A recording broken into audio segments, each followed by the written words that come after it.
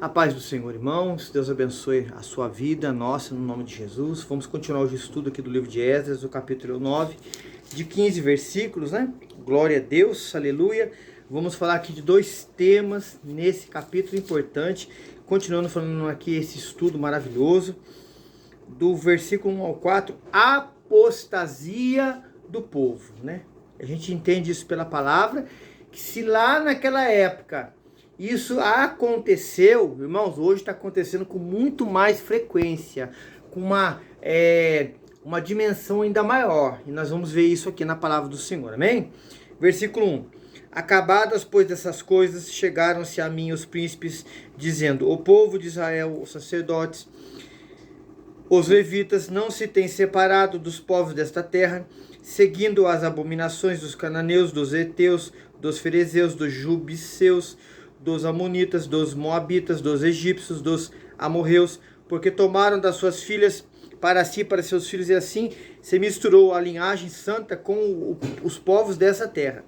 Até os príncipes e os magistrados foram os primeiros nessa transgressão. E ouvindo eu tal coisa, rasguei as minhas vestes e o meu manto, arranquei os cabelos da minha cabeça e da minha barba, sentei-me atônito. Então se juntaram a mim todos os que tremiam das palavras do Deus de Israel por causa da transgressão do cativeiro, porém eu permaneci sentado atônito até o sacrifício da tarde. Irmão, Esdras, homem de Deus, ele sentiu, irmãos, o peso da transgressão do povo. Irmão, o povo vinha de um exílio de 70 anos, uma correção de Deus, para que o povo se chegasse ao Senhor, se buscasse ao Senhor, se colocasse diante do Senhor. Irmão, numa primeira oportunidade, assim acontece às vezes com a nossa vida, irmãos, com o corpo de Cristo hoje. É hora de nós vigiarmos, não vigiamos, de orar, não orarmos, de lermos mais a palavra, não lemos, de consagrarmos, não consagramos. Mas isso eu estou falando de nós, irmãos, de mim, de cada um de nós. E o povo aqui fez ainda pior, irmãos. Se uniu a pessoas, a mulheres daquele povo pagão, e os costumes errados, aquilo tudo que era errado, adentrou de novo na nação de Israel. Esdras ficou atônito. Irmão, o negócio foi tão difícil. Você lê aqui, nós lemos, nós não paramos para imaginar. Dele tirar dos cabelos que tinha na cabeça e da barba que tinha no seu rosto, irmãos. E ele ficou assim tão perplexo, fora de si, irmãos, até o sacrifício da tarde. Ficou um tempo ali meditando, pedindo misericórdia para Deus, chorando, pedindo: Deus, tenha compaixão, tenha misericórdia, irmão. Hoje, nos dias de hoje, irmão, se naquela época a apostasia vinha com uma força tremenda, hoje está pior ainda, irmão.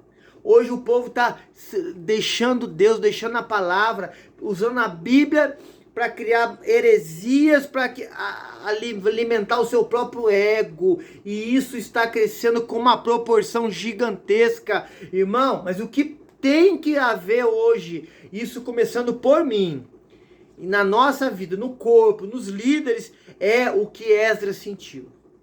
Se sentiu, irmãos, o mais indigno. Se sentiu ali ingrato a Deus, pelas benignidades, pelos benefícios que o Senhor fez, irmãos. Esse sentimento de repulsa tem que ver na minha vida e na sua. Isso hoje tem que haver em nós, irmãos.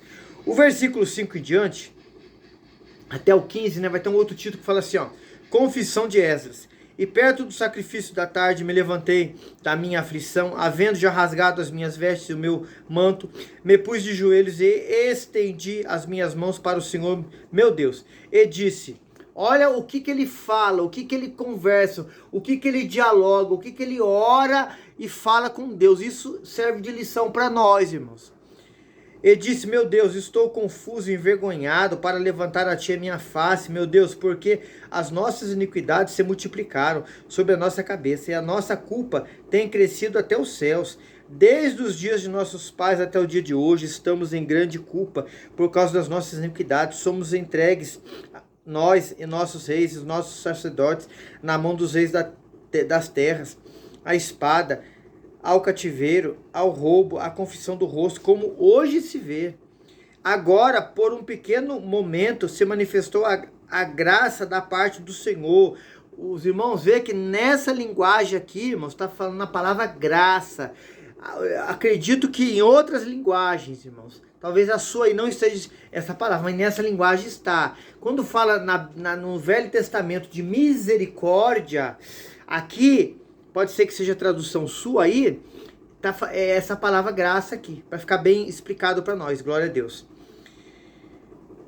Nosso Deus, para nos deixar alguns que escapem, para dar-nos uma estaca no seu santo lugar, para nos iluminar os olhos, ó Deus, nosso, para nos dar um pouco de vida da nossa servidão. Irmãos, Esdras falava com Deus para que Deus tivesse misericórdia mais uma vez e abrisse os olhos do povo, para que o povo não entrasse pelo caminho da ingratidão, da apostasia, voltasse a passar tudo aquilo que passou de novo, porque foi difícil, irmão. Foi complicado. Quem aprende a lição não quer voltar de novo, mas quem, irmãos, não tem vergonha, não se converteu de verdade, não se abriu o coração para o Senhor, não se entregou para Ele, não dá valor a Deus, a sua palavra, a salvação da sua alma, a presença de Deus, a obra de Deus, o sacrifício que nós, sacrifício vivo, santo, agradável a Deus, diz a palavra que temos que ter, não tem tremor e temor de Deus. Isso é para nós, irmãos. Isso é para nós, igreja de Cristo. Esdras entra na presença de Deus, falando com Deus, confessando isso a Deus, orando isso a Deus. Versículo 9. Porque somos servos, porém na nossa servidão não nos desamparou o nosso Deus, antes estendeu sobre nós beneficência perante os reis da Pérsia, para que nos desse vida, para levantarmos a casa do nosso Deus, e para restaurarmos as suas assolações, para que nos desse uma parede de proteção em Judá e em Jerusalém. Olha, falando de proteção, Deus foi o escudo, é o escudo, quer ser o escudo, só depende de nós. Versículo 10, agora pois o nosso Deus, que diremos depois disso? Pois deixamos os teus mandamentos, os quais mandaste pelo ministério dos teus servos, os profetas, dizendo: a terra em que entrais para a possuir, terra imunda é pelas imundícies dos povos da terra, pelas suas abominações, com que na sua corrupção a encheram de uma extremidade à outra. 12. Agora, pois, vossas filhas não dareis aos seus filhos, as suas filhas não tomareis para os vossos filhos, nunca procurareis a sua paz e o seu bem, para que sejais fortes, para que comais o bem da terra e deixeis por herança os vossos filhos para sempre, né? Falando de cuidado, de plantação, diante de Deus, a sua presença, para que Deus retribua. Deus é misericordioso, irmãos. Ele tem misericórdia. O diabo nos odeia, o diabo quer ver a nossa destruição, mas Deus tem misericórdia. Quando Ele vê no meu e no seu coração um arrependimento, Ele não deixa o mal chegar sobre a nossa vida, irmãos. Ele perdoa e não se lembra mais. Aleluia. Versículo aqui 13.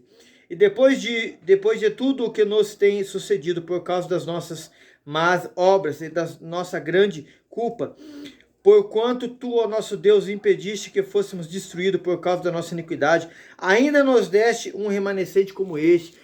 Ainda Deus teve misericórdia, o povo não foi destruído. Irmão, você está de pé, nós estamos de pé, nós ainda temos chance de pedir perdão, de correr atrás, de buscar, de clamar para Deus instituir, restaurar, mudar, transformar. É porque Ele nos ama, é porque Ele quer ver a nossa salvação, é porque o plano dele é para que todos sejam salvos.